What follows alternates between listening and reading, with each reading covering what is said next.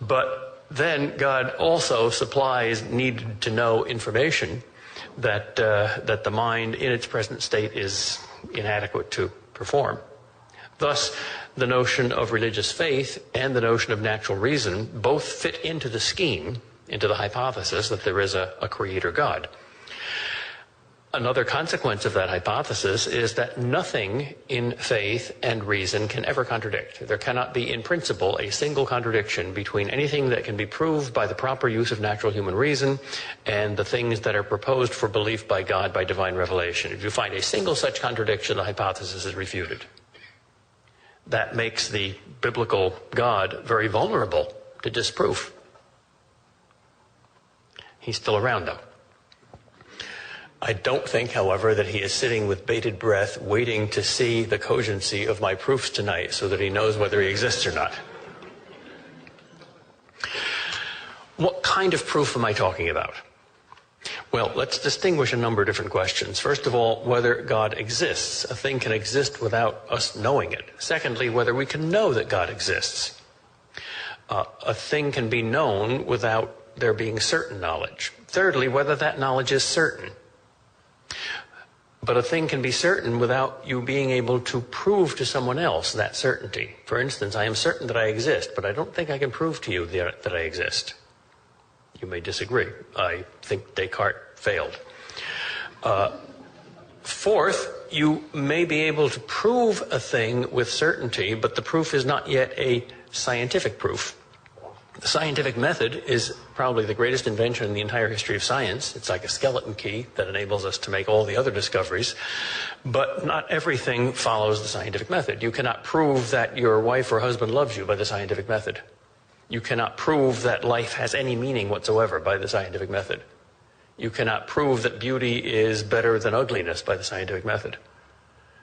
So I do not think that you can prove that there exists a God by the scientific method. Some people may disagree with that, but I do think you can prove that God exists by good logic. There's two extremes then. The rationalist extreme is to either prove everything about God or claim to prove God by the scientific method. I don't think that can be done. The irrationalist extreme is it doesn't matter, it feels nice, so I'm going to believe anyway. There are various kinds of proofs.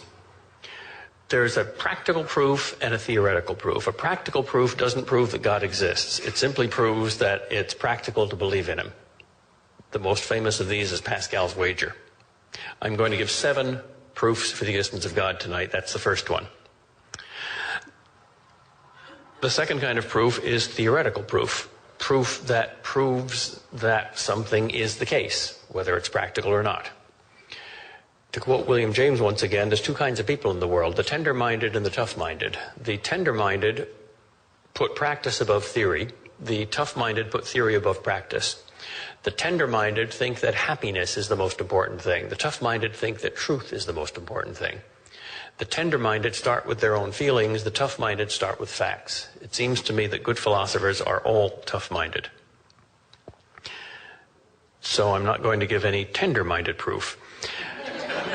However, some proofs are only probable and some are certain. I will give one probable proof. That might be a contradiction in terms, if you mean by a proof a certain demonstration. But the proof that's often called the argument from common consent, I think, is a very reasonable reason for believing in God, even though it doesn't prove that God exists. The other proofs, I believe, are certain. I know of at least 24, probably 4 proofs for the existence of God that claim to be certain. I think at least half of them are valid. I don't think, by the way, that Anselm's ontological argument is valid, but I do think that, well, the following 5 proofs are valid. Number 1, the argument from the first cause, or the contingency argument.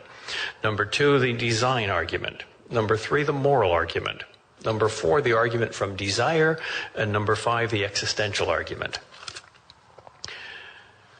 The 5 proofs of Thomas Aquinas all fit under the first cause or contingency argument. But before we get to those 5 proofs, let me very briefly review arguments that are practical and arguments that are probable. Pascal's wager is my student's famous Well, their most popular proof. They like it the best. That proves nothing. They're in Massachusetts.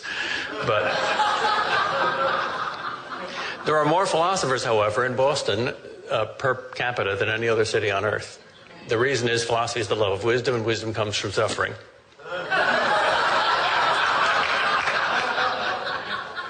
Somebody said to me, why do I wear this in New York? Do I have a death wish? And I say, no, I meet Yankee fans and we get along famously. I just say, we all know our place. I am the masochist, you are the sadist. There are certain things, like the law of non-contradiction, that are absolutely certain. Pascal's wager is an argument for skeptics, for those who don't think there's any good proof for or against the existence of God, so they wonder, since they have no tough-minded argument, whether there's a good tender-minded argument. And Pascal says there certainly is. It's a bet. What can you win? There's two things everybody wants, truth and happiness. According to the skeptic, you can't find the truth about God, no matter how hard you try. Well, let's calculate on happiness then. If there's a God, and if you believe in him, then you attain eternal happiness. That's a good bet. However, suppose there's no God. Well, then if you believe in him, it doesn't do you any harm. There's no payoff. There's no winning or losing after death. But if you don't believe in him, then, once again, if there is no God, it doesn't do you any harm. There is no life after death, no heaven or hell. But if there is a God, does it do you any harm? Well, suppose I say, I have here $1 million, and I'll give it to you for free if you come and take it from my hand. And if you don't trust me, you don't have $1 million. You've lost something that's enormously valuable for no reason at all. In other words, the only possible combination of winning is, number one, God in fact exists, and number two, I believe in him. The only possible way to lose is, number one, God exists, and number two, I refuse to believe in him. If God doesn't exist, then you don't either win or lose in the next life, when you will find out, and nobody can prove whether you're winning or losing in this life, if you're a skeptic and you don't think you can prove God exists or not. So, since the only possibility of winning is to believe in God, and the only possibility of losing is not to believe in God, belief is the world's best bet. Now, that's very crass and crude and selfish and has almost nothing to do with religious faith, except that it'll scare you away from atheism. And God, who is love, stoops to conquer. And he will accept even the most ridiculous of our attempts to come to him.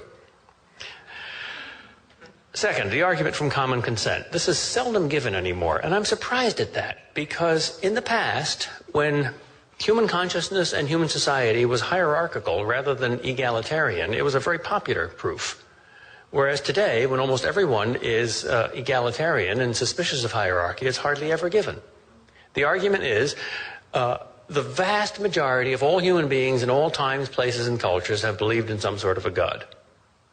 Therefore, it is very likely to be true. Or to put it differently, in order to be an atheist, you must be a snob.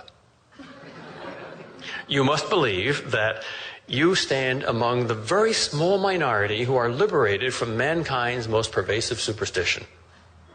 That doesn't prove anything, but at least it ought to make you worry a little bit. Now let me go into the 5 serious arguments for the existence of God. The first cause argument is, in one sense, very simple, and in another sense, very complicated.